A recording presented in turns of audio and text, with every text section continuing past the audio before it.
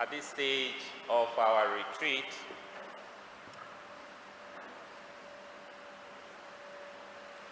I just want to call our attention to the flow that we are pursuing. Today we address the theme of the pastoral challenges in the contemporary world, the response of the priest. I turn it around to say that it is our own commitment to evangelization that is the motivation, and that our missionary endeavor and our passion for souls constitutes our priesthood. And then we looked at how certain situations in our parish can be turned to good account in this pursuit of bringing the gospel to our brothers and sisters. This afternoon, I'd like to bring that to a close, looking at two major challenges facing us as a church as we seek to inculcate the faith in our people and help them to live the faith with glorious integrity. But I want us to remind ourselves that this retreat is about the passion that should constitute our being as Catholic priests in this country. Our passion for souls, our passion to undertake missionary work, going out of our rooms and our church boundaries and touching the lives of many, that God may reach out to them through our hands and our presence. Well, today, this afternoon, I want us to look at two areas where God can use us powerfully to touch our country, and that can constitute a missionary endeavor. I'm looking at the elimination of poverty in this period of world history. We look at our country and the situation is not encouraging. I therefore read what I did, where the first letter of John is saying to us, if a man who was rich enough in this world's goods saw that one of his brothers was in need and closed his heart to him, how could the love of God be living in him? So if yesterday we saw how our missionary work, our priesthood is motivated by our love for Jesus, he's turning our attention. Do not close your heart and your eyes to all that surrounds you, the poverty that surrounds you, the poverty that is the lot of most of our people. Because when we look at this poverty, it is in sharp contrast to all that this nation possesses.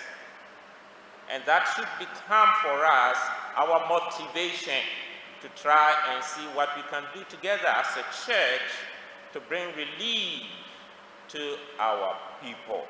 Because you can't serve God with a closed heart. How do we then as a church become the voice of the voiceless? It has happened elsewhere, as I will soon show you in South America. This is our time. As you seek to read the signs of the times, you live at the apex of Ghana's prosperity. You live in that part of Ghana where everything can be found, and we should not be thereby misled to live closed in with all the luxury and everything going on. Things are good, because things are not so good. The second is also important, because you look at our television and you see where religious expression is leading us, how our people are being misled by so-called apostles or whatever they call them, and how gradually the religious worldview is stopping our people to seek solutions using the powers of intelligence and resources God has given to them, so that they will spend the whole night praying when the solution is sitting down, analyzing your situation, and using your God-given talents to solve it. They seek solutions in the spirit world and forget what is so close their very nose, what God has given to them. So that is my little summary for this afternoon. The first then, our commitment to the poor. Now, Jesus' commitment to the poor and the marginalized, indeed to anyone in any kind of need, either spiritual or material, was unmistakable. You can't read the gospel and know that Jesus went about doing good. He had a great compassion for human need. This is reflected in Luke's account of Jesus' visit to the synagogue in Nazareth, where he had been brought up, and his homily there. The text he chose from Isaiah was a clear statement of the heart of his ministry. The Spirit of the Lord is upon me, for he has anointed me. He has sent me to bring good news to the poor, to proclaim liberty to captives, and to the blind new sight, to set the downtrodden free, to proclaim the Lord's year of favor. Incidentally, this is the text chosen by Mother Church for our priestly ordination, indicating clearly that in the eyes of the Church, the Catholic priesthood exists to continue the ministry of Jesus, bringing relief to those who are captives, good news to the poor, to help those who are in any kind of need find hope, new energy to continue their lives. The Catholic priest must therefore be filled with compassion and a sensitivity to see need around him and not close his heart in any way to the people in his path who need his help, so that his preaching about love will not be empty of any meaning, but it will have the substance, which is the actual support for the poor. Now, the history of the Catholic Church bears eloquent witness to its commitment to human promotion. Anyone who has read the church before Constantine took over and helped the church to come out in the open, the church continued to grow. And the historians tell us there are two things that helped the church to grow. One was the blood of martyrs. If people saw that an individual could give up his life, his property for something, there must be something in it. Otherwise, it would be madness. And not one person, many people did. It convinced people that there was something in it. And they too got closer and became Christian. But the second is also important. It was because these people who were prepared to give up their lives for their faith were also generous in their service to the poor and the marginalized. This was quite unknown in their world at the time, that a man can leave the comfort of his house and go to help somebody who is not a neighbor, just that he is motivated by love. They did not live close in by themselves. That continually speaks to human beings. Look at the impact of Mother Teresa on the whole world. Where a man sees this, he knows the nobility of human life. He knows in himself that this is an example he can copy. When an individual goes to the aid of the poor, the poorest of the poor. Mother Teresa didn't build a house. He didn't construct anything. Maybe he didn't even read or write great books. But his example spoke volumes to the world. And presidents were very happy to stand by her to take a picture. Why? Here was a woman committed to the highest ideals of human beings. They knew, even as presidents, something within them that this was nobility personified. That is why Christians were known to have gone to forests to pick up infants who had been abandoned there to die for one superstitious belief or another. This is the way in which the church made a huge impact before Constantine gave it political freedom. In other words, dear brothers, that is our history. That indeed is what makes the Catholic Church Catholic, and that is the continuation of the work of Jesus, who proclaimed in Luke's Gospel, he had come that those who are in any need may find solace. In our own time, in this country, the good that the early missionaries did contributed in no small measure to the rapid expansion of the church. Their schools and their scholarships ensured rapid social mobility for many families.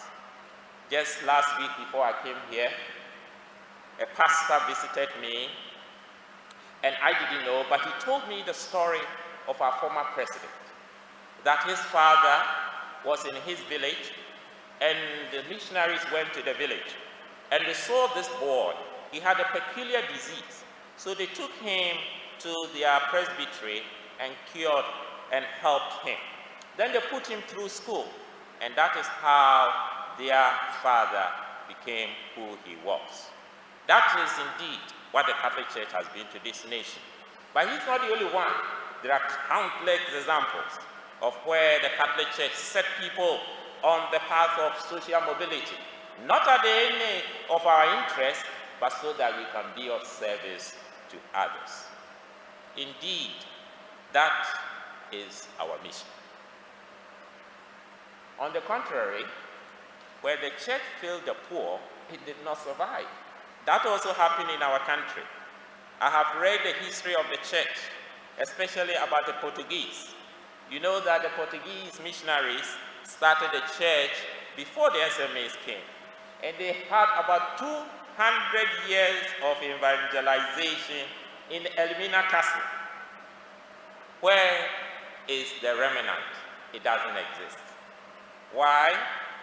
At the same time they were trying to evangelize this nation, the Portuguese were involved in the slave trade.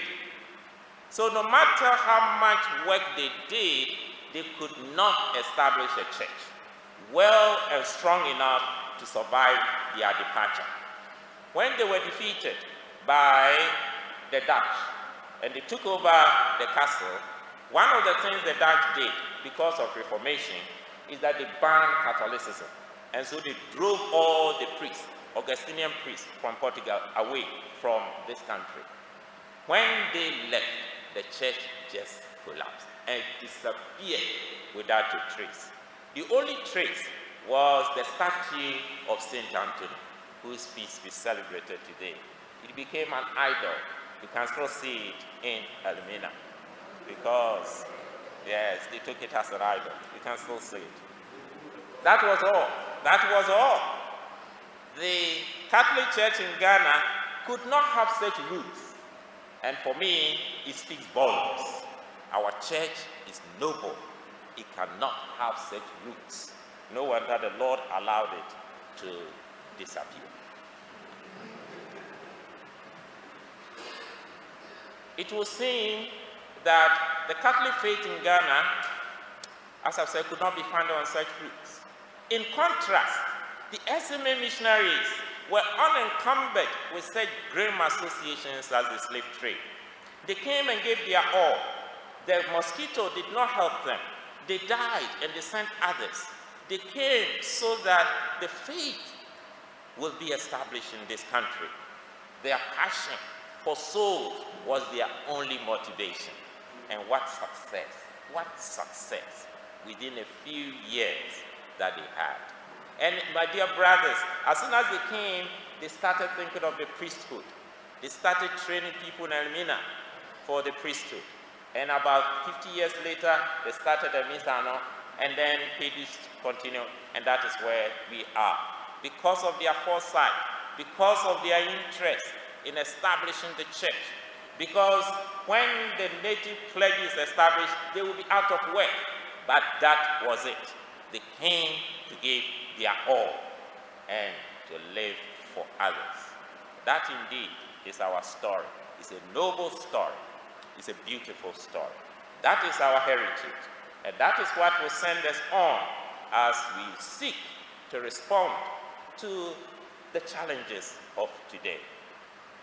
and what has happened, therefore, to our commitment to the poor. Total. Because even God is giving us another example.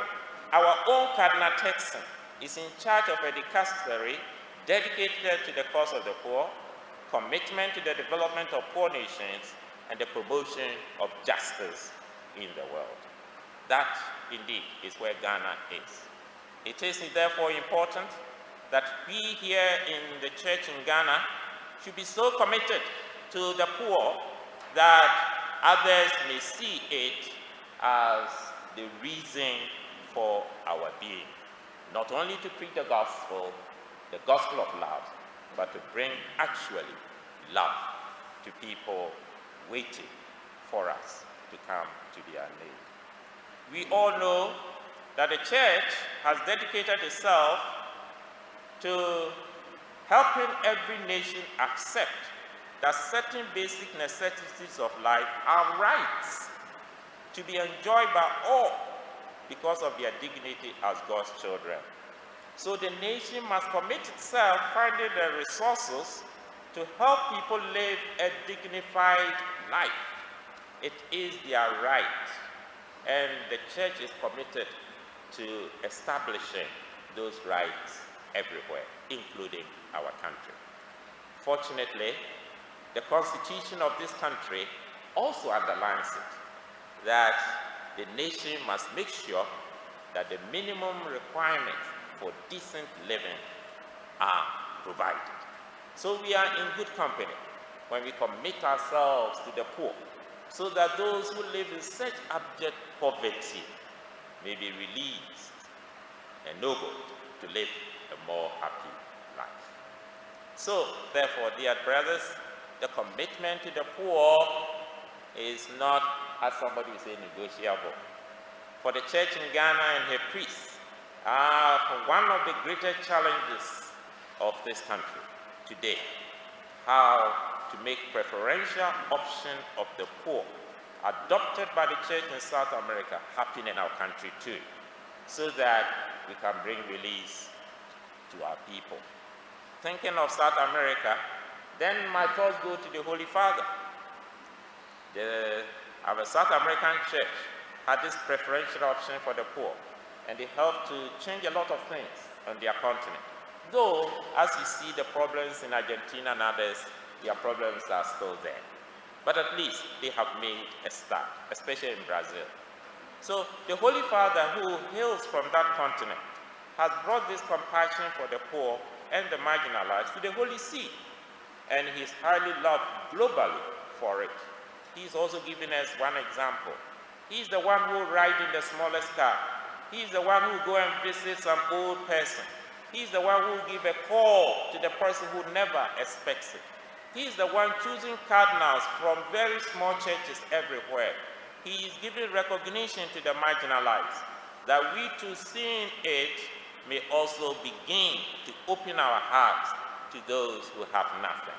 He's given us a good example, and we will try and follow it. I remember once when the former President Mahama was commenting with a visit of the Pope to the United States. He saw the Holy Father come out of the plane, and these big limousines, one after another, and then this small Fiat car comes in. Holy Father gets into that, and former president, there were tears in his eyes.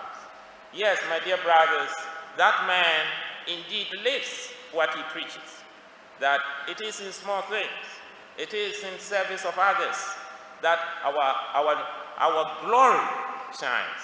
Just like another president sees him and something speaks to him. Nothing at all, just moving into this small car. So you may think that your glory is in that big car. Oh, they've seen all those big cars before. It wouldn't even have made any impression on him. Often we miss the little things that God wants us to be attached to. In reading the signs of the times, therefore, we cannot do ministry in Ghana and ignore the plight of the poor, the downtrodden, the captives, the blind, and the lame. We live in a country which is endowed with huge natural resources, and yet the vast majority of the population are living on subsistence agriculture or have no employment and are living in serious deprivation in terms of health, education, access roads, social amenities. Who will be their champion? Thankfully, the Catholic Church in Ghana was the first institution to come to the aid of street children. I'm sure government functionaries were passing them all the time, and many people were passing them all the time. So one or two missionaries said, no, we cannot allow these kids to live on the street. Let's see what we can do for them. And of course, now others have joined in. And we cannot forget abandoned lepers in Elmina and Accra. Again, Catholic priests will get involved, because you have to have the eyes of Jesus. You can see where nobody else sees, and the Lord will place it on your heart, do something. And even though they don't know how, they will start. It could be one person living among deprivation, but what an eloquent testimony he's giving to our roots and what the Catholic Church is throughout its history. The Ghanaian diocesan priest is yet to become completely identified with these noble efforts, and it is about time we got seriously involved as a diocesan priest to fulfill the mission articulated at our ordination. The Spirit of the Lord is upon me. He has sent me to bring good news to the poor, to bring release to captives, to set the downtrodden free. Our role, my dear brothers, because we are not paid, might not be so much to look after the poor from our pocket as to prophetically call the attention of all to the plight of the marginalized and organizing some support, practical support from our church members in the work of mercy. That we hope will happen and happen soon. However, the problem is not so easily solved. It's much bigger than that. The church has to insist that substantial investment from public funds be made in the alleviation of poverty in this country. That we should make poverty alleviation the noble goal of this country, and that it is unacceptable and a scandal in a country so well endowed that people should live in such conditions. It is the church's role to call attention to that. And we are praying that as priests, as we become more aware of their plight and what we can do together, we will be able to enforce the political will. Because that is the only way you get political action. You get the action from government. If the people in the country insist, obviously, they will do it. But we need to get organized and get our people informed, and then sensitized, and then to put pressure on government to use the huge resources we have to help our people. Whatever money is spent, there's opportunity cost. So if we stop doing some things that we are doing today, there will be money to help the poor. And that is why a government can say, at this stage, anyone who goes to secondary school must not pay. We must go beyond that and look at families living in such horrible conditions. Never mind going to school or passing BEC. What are we doing for them? But to make any impact in the political area, you need to be well informed, because there are people there who make fun of you. We need to be well informed about the causes of poverty and what solutions there might be for their solution and their alleviation. That indeed must happen if you are to make any impact at all. It's not enough to just sit or talk. They will just ignore you. There must be a way in which you bring forward well-informed positions to push the agenda. But there is a close connection between poverty and corruption. It's well proven. The Holy Father came to Kenya and he said it. He said that I'm sure he'd never seen such poverty in his life, but he said it, that it is the corruption that is killing our nation. Anyone who has studied about our problems will know it is true.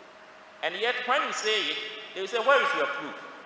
Well, as soon as one government goes, the proof seems that were missing seems to be coming out. For all the time they were there. They will never ever accept it. So, dear brothers, if we would love the poor, fight corruption at all places. It is a fight for our people so that they can have peace and prosperity. Psalm 52, which we pray during Mass, has some beautiful things to say that seem to link corruption to poverty.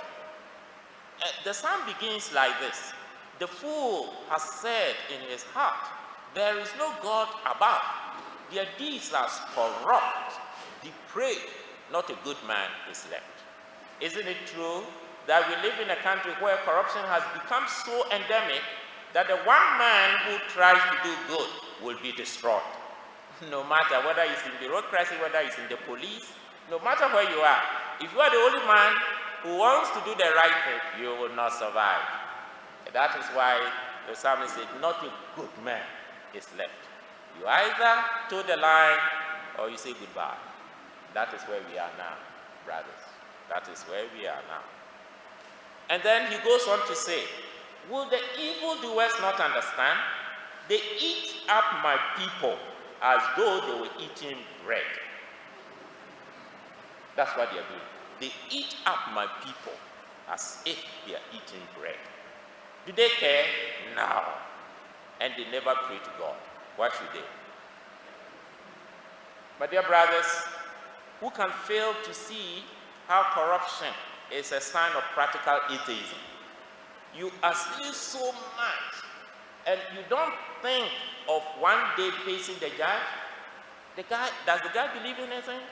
So that he can take and steal so much in a country where so many people are poor? For me, it's a sure sign there's no fear of God. This is practical atheism. No matter how often he goes to church, he does not believe. So therefore, dear brothers, they never pray to God. Serious prayer. For serious prayer, you can't live a double life. If poverty is to be defeated, corruption must be eradicated or minimized. Otherwise, no matter how many things we have as a nation, they will never go to the aid of those who need it. Because a few people siphon them all off. And you know where they put them? To fight another election. So they give it to the party and the rest go to their pockets. So the most successful institutions in this country, political parties. They have all the resources they need. Why? They never farm, they never do anything. All they need is to grab power. And then they have all the resources of our country at their disposal. It doesn't make sense. It doesn't make sense. And what is horrible, as soon as they come to power, then they want to give what belongs to us to their party followers. If you want to help your party followers, have a factory and have money and pay them. It's not our money that should go to them. It's our money. It doesn't belong to the political party. But that is what is happening. And everybody seems to accept it. We should not accept it. So political parties are very rich because they control the resources of this country. And because of that, people are prepared to give them money. Because when they win, who will check it? They will get their money back. That is what is happening in this wonderful country of ours. So I am convinced there are two institutions that are stopping our growth. One, political parties, and two, chieftains. I know that in my part of the world, the chief holds all the land in trust. But when he sells the land, the money goes to his pocket. I can't understand that. When you hold something in trust, it doesn't belong to you. So how can you pocket the money that is accruing to you from something you hold it in trust to us? But again, it is happening. What is worse? In Kumasi today, All the land belongs to the Asante Hene.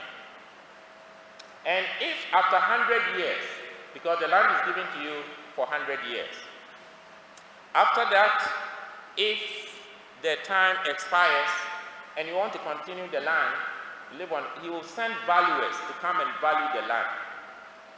And the recent one, a lawyer told me, he was collecting 114,000 Ghana cedi if the man wants to stay on. And where does the money go? Accountable to one? Nobody. How can we live in a country where resources are going to people and institutions and they do not spend a penny on the streets of Kumasi? Central government. How can we accept such a situation? How? In the meantime, and that is the horror, the Kaya Yehu is carrying things in the market in Kumasi has to pay tax. The Kaya Yehu, who is carrying a baby and carrying goods, has to pay tax. But the one who collects our money and doesn't use a penny doesn't pay a peswa to the coffers of this nation. There is so much that is wrong. And the politicians know it's wrong, but they won't touch it because they are getting a lot. The second group are politicians. And that is why I never invite a politician to my harvest. Never. I don't need them. Because they don't care for you. They do not care for you. Don't care for them. We are holding them high too much.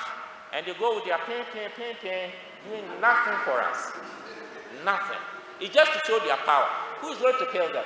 Who in his mind is going to kill a minister? For what? For what? So what they are showing is their power. That's all. And allow an individual to take such risks on a motorbike and ride at such top speed. All for what? Nothing. It's just a show. That's all there is. And so these two groups, my dear brothers, they have taken over the resources of this country, and they will do with it what they like. What they like. And they know nobody. So one day the church will stand up with our people and ask for accountability. There could be many in our congregation who are also really hurting because they don't know when their next meal is coming from. They don't know. But they are so ashamed even to approach the priest. They don't know where the next meal is coming from. We must have effective ways in our churches to seek them out and to support them. Because giving somebody 100 cedis might mean nothing to you, but it might mean a good day for a family, if only you knew.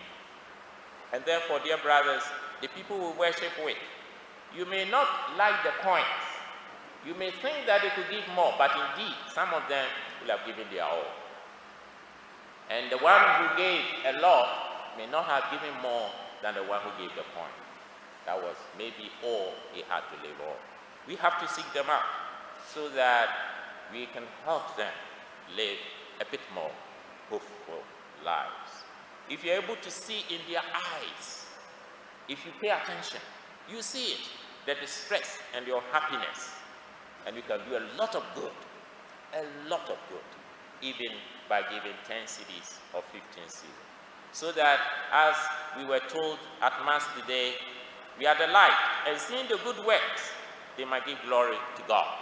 We glorify God with this little money we have. Let us glorify Him more and more.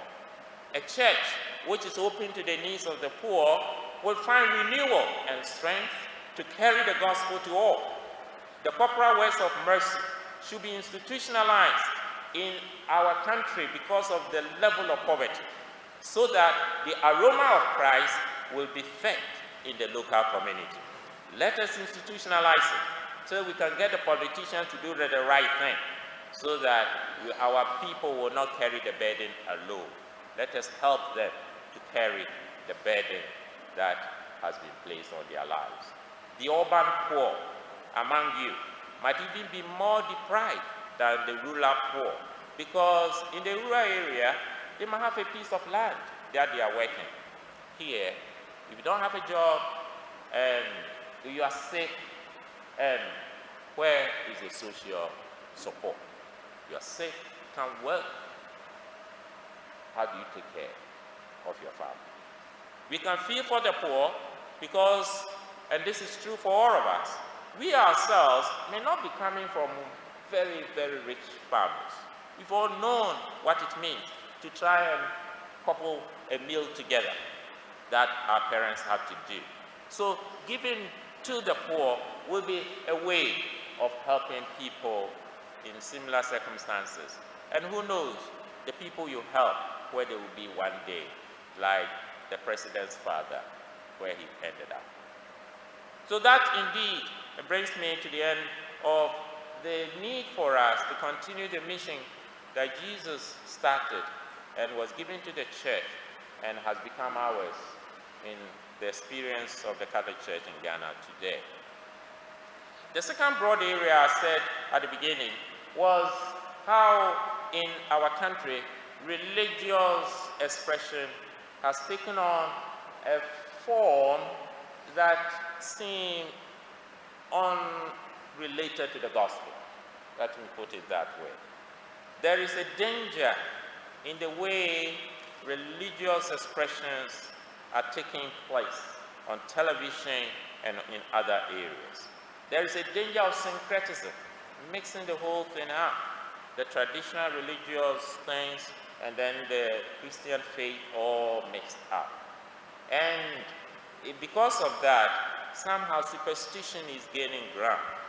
But because of that too, real spiritual affliction is ignored. People then put everything together. Since these people are doing this, you will say that there is nothing like spiritual affliction, or there's nothing like spiritual influence on people. I think, brother, that you are mistaken.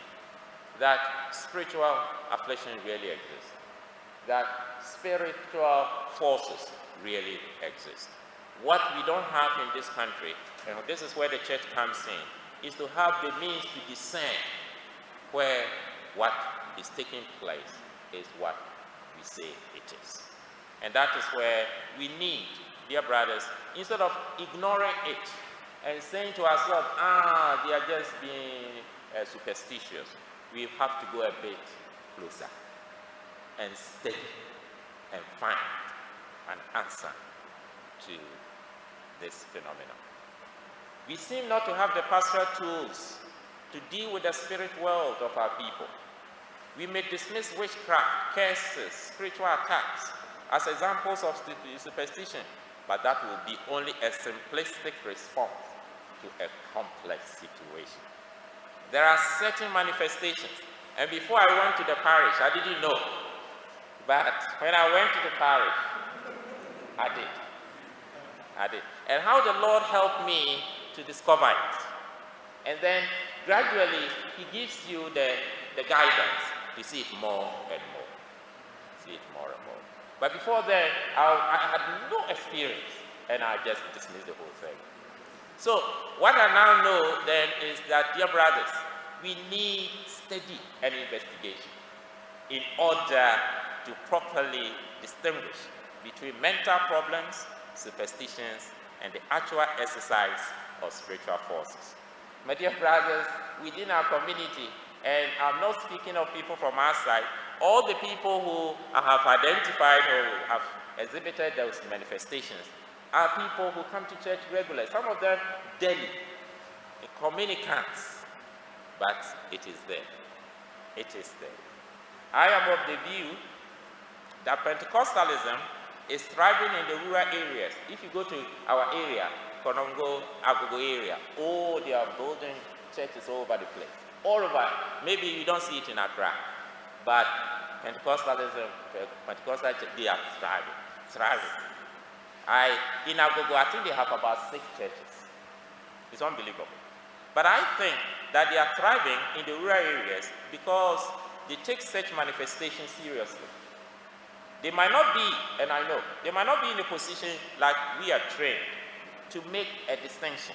They lump all of them together and they give them solace and support. For those that work fine, they don't work fine. But that is how they are going about it.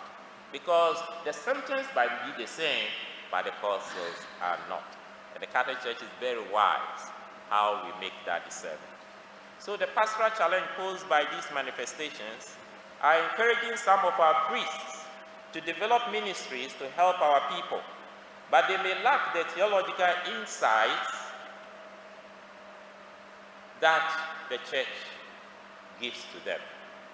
There's a real need, but my dear brothers, if you are so inclined to get involved, I will seriously encourage you to deepen your theology before you get seriously involved.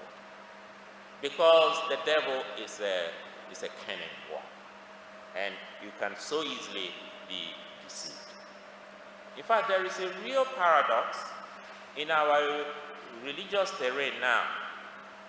What we are finding is that highly educated people who seem to believe that every sickness comes from the devil are increasing, including doctors. I spoke to one doctor, and he made the remark, I almost fell through the floor, that the disease was caused by a spirit world. He had done any investigation, but that's his belief. So why do you go to the surgery for? And why do you go to the hospital, the treatment room? But that is, he couldn't see that dichotomy. He is a preacher and he's a doctor. And both exist. That's what I call the paradox. How come that after such highly trained mind and well-endowed mind can easily fall into what an untrained mind would do, lump everything together as coming from the devil? In attributing everything to the devil, and that is the sad thing. When you attribute everything to the devil, it makes you powerless, because all that you have then is prayer. And therefore we are refusing to use our God-given talent to solve our problems. And therefore we are bound to remain locked up in our poverty and deprivation, simply because we are lumping everything as coming from the spirit world. It is stopping our ability to solve problems. It is keeping us in poverty. And if you are not careful and you say it, they will say you don't believe. It's not that you don't believe, but that people are not sophisticated enough, discerning enough, and therefore keeping our people in their superstitious beliefs. The paradox of highly scientifically trained persons jumping to conclusions of the activities of the spirits make the superstitions of the common people even less reprehensible. But my dear brothers, that is what is happening.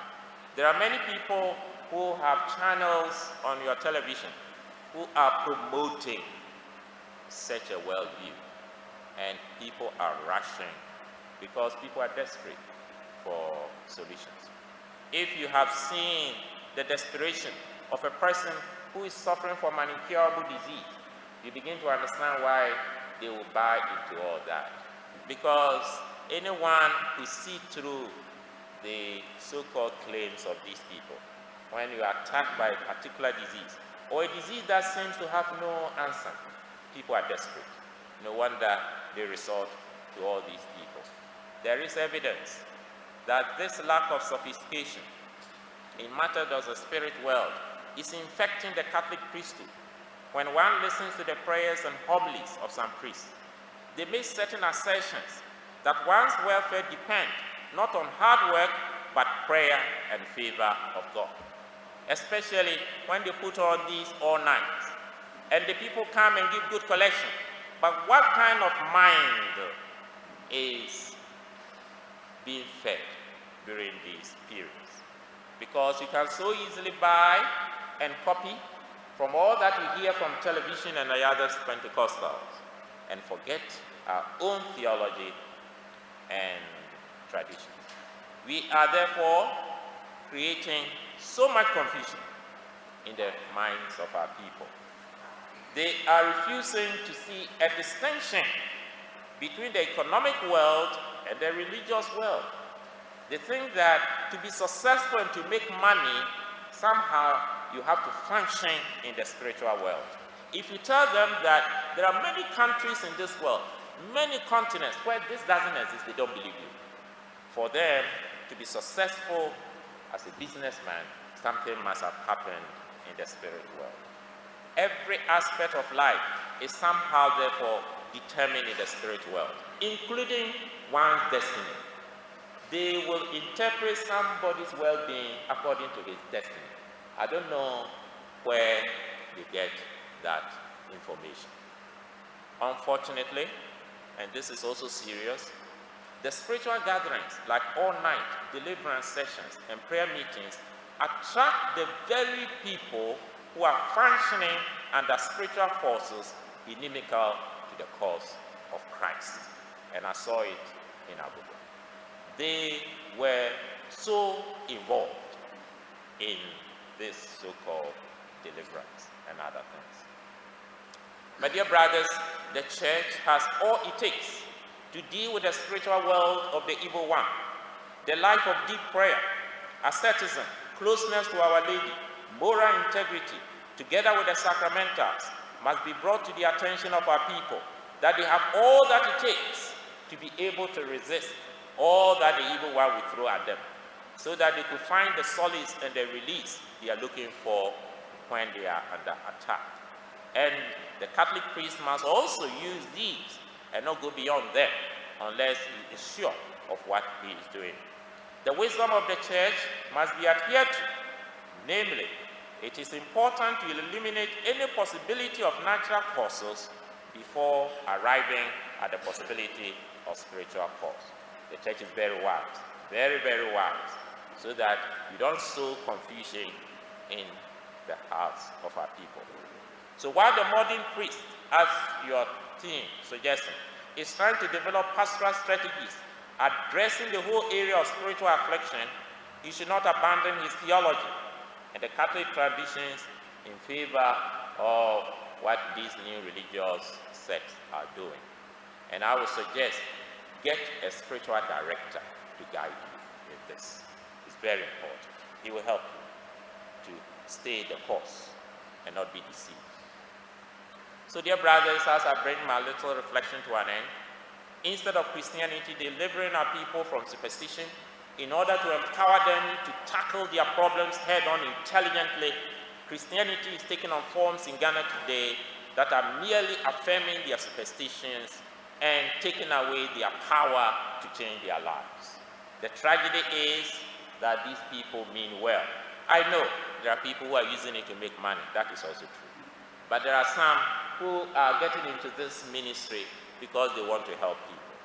The church has therefore a great challenge to give guidance and support to our people, especially those with certain gifts, so that they can truly come to the assistance of our people.